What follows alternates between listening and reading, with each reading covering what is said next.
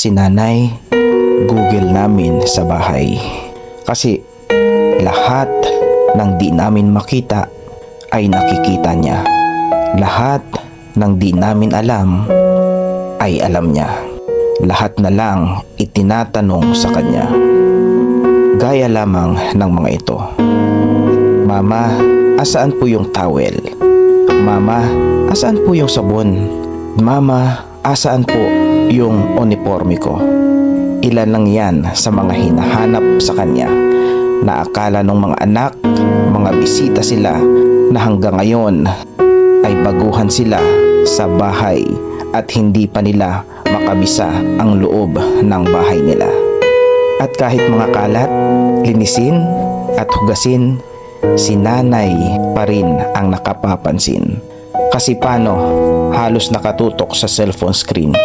Kaya mga anak, pasalamatan nyo lagi ang mga nanay nyo.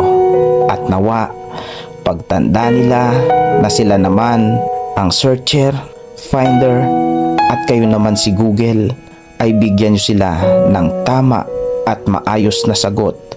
Huwag makakalimot na naging accurate sila noon sa pagbibigay sa inyo ng tugon.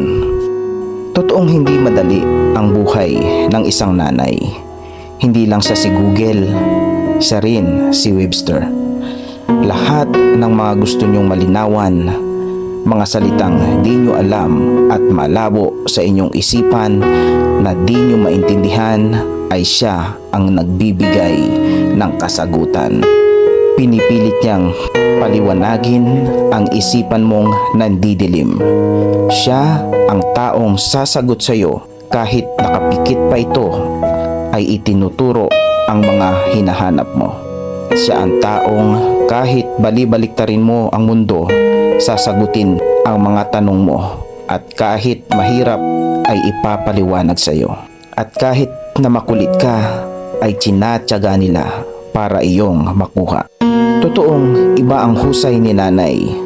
Kahit kulang sa aral, sagot sa mga tanong mo'y na ibibigay.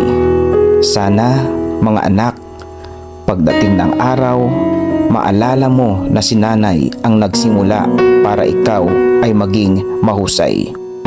At nawa, pagtanda nila at unti-unti nang nawawala ang mga memorya nila, huwag kang magsasawang sagutin din ang mga tanong nila.